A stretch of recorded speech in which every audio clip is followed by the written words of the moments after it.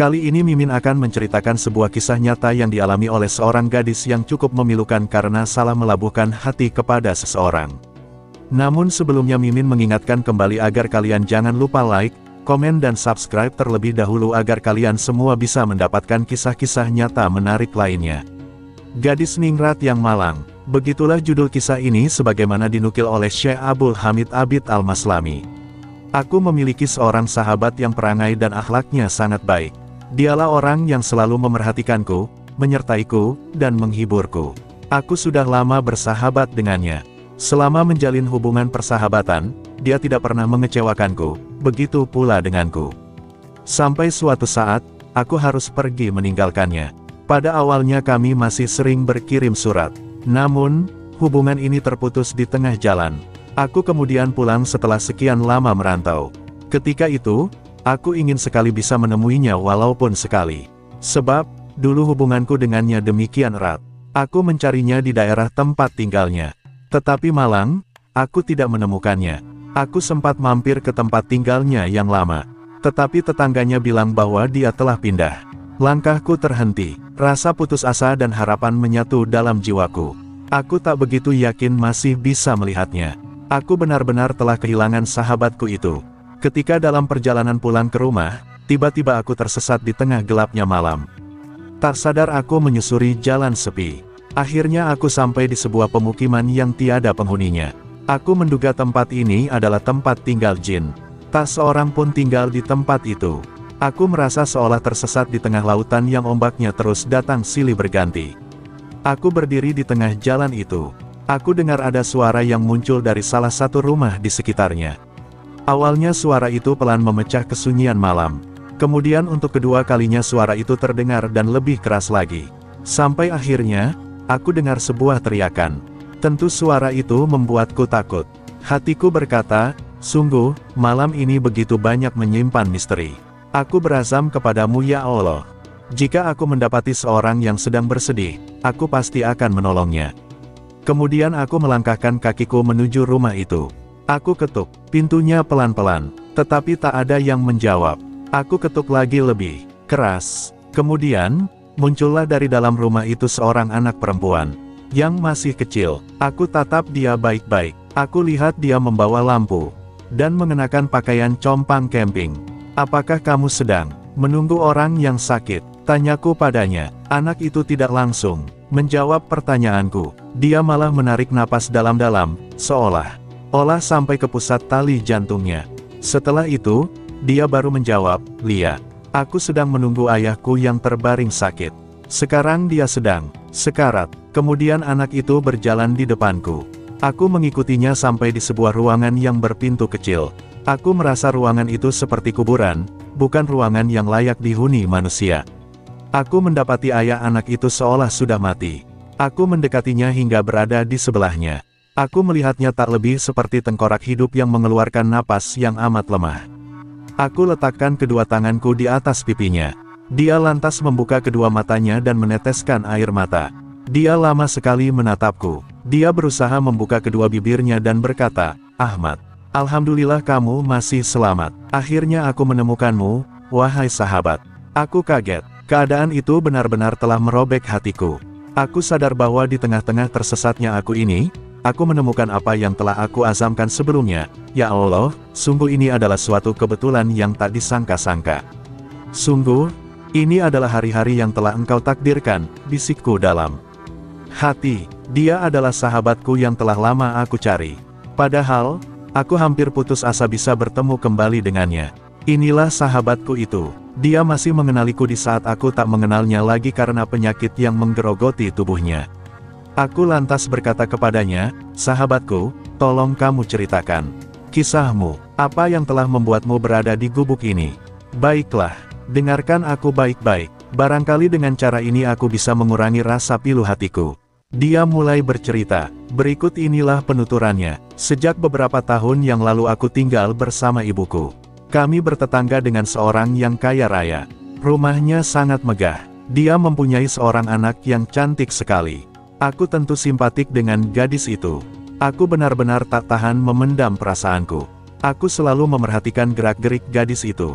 Sampai suatu saat, kami saling berpandangan lewat jendela. Ternyata, dia memiliki perasaan yang sama denganku. Tak lama setelah kejadian itu kami pun bertemu. Kami berjanji untuk menikah. Tetapi, karena kelalaian kami, dia hanyut di pelukanku saat di pertemuan itu. Bahkan, dia serahkan kehormatannya padaku. Sahabatku, aku tak akan menyembunyikan sesuatu pun kepadamu. Waktu itu, aku benar-benar telah merenggut kehormatannya. Baru beberapa minggu setelah kejadian itu dia mengabariku. Dia katakan bahwa dirinya tengah mengandung janin hasil perbuatan kami. Aku pun mulai menjauh darinya. Aku berniat memutuskan tali kasih sayang dengannya. Gadis itu nekat kabur dari rumah orang tuanya. Setelah kejadian itu, selama beberapa tahun aku tak mendapatkan kabar tentangnya. Suatu hari aku mendapatkan surat dan ternyata surat itu berasal darinya.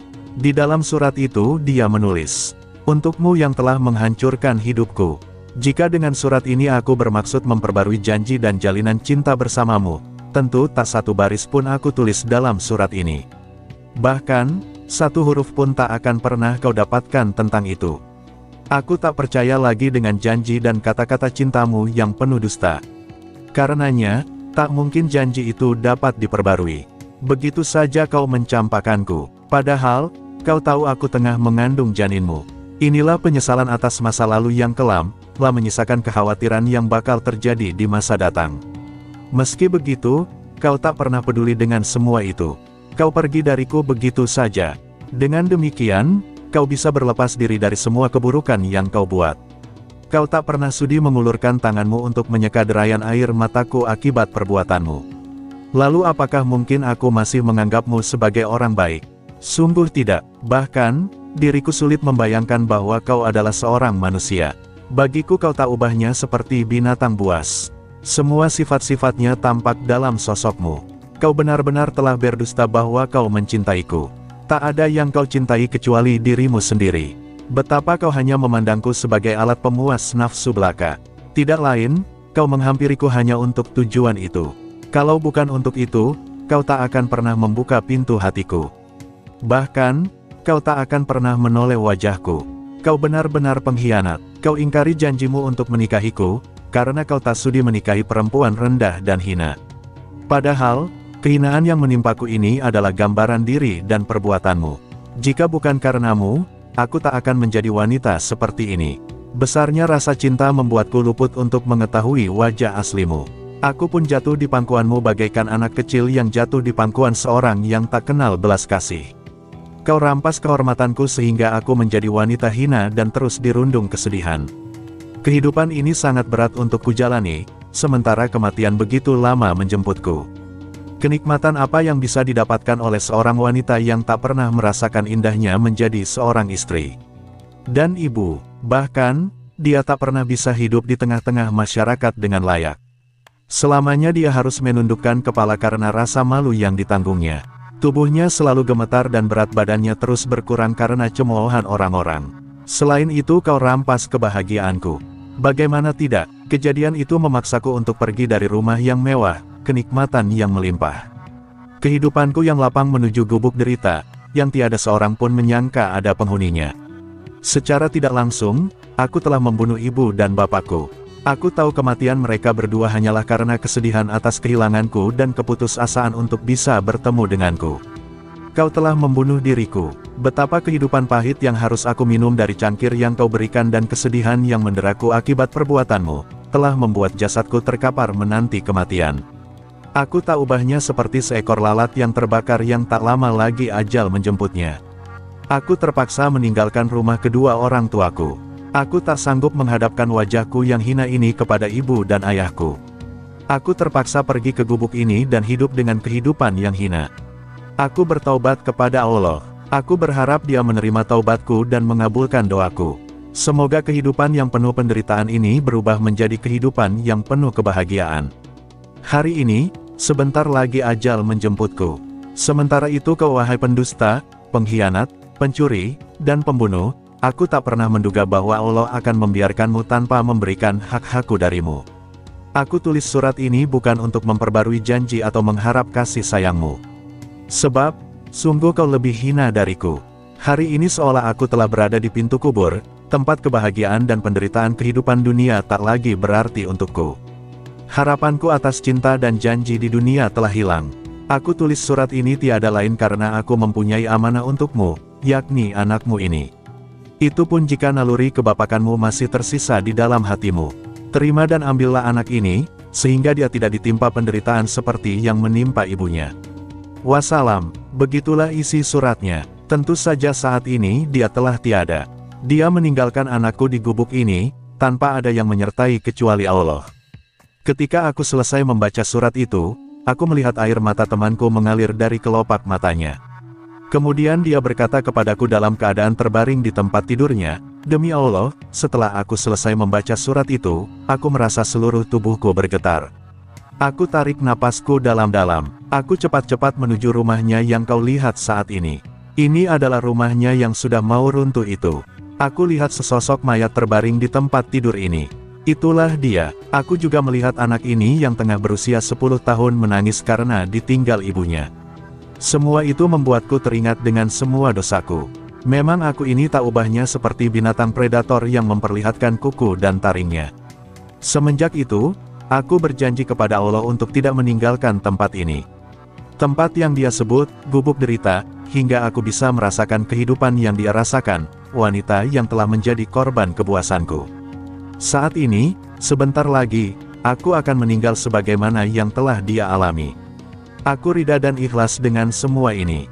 Aku benar-benar telah bertaubat kepada Allah. Aku yakin bahwa dia tidak akan menyalahi janjinya. Aku berharap dia meringankan azab, penderitaan, dan kepedihan yang harus kutanggung karena dosa-dosaku itu. Dan aku berpesan kepadamu, anakku ini adalah amanat untukmu. Jagalah dia untuk tetap dalam keadaan suci dan mulia. Janganlah kau ceritakan sedikit pun tentang ibu dan ayahnya. Semoga kita semua bisa mengambil manfaat dari kisah ini. Amin.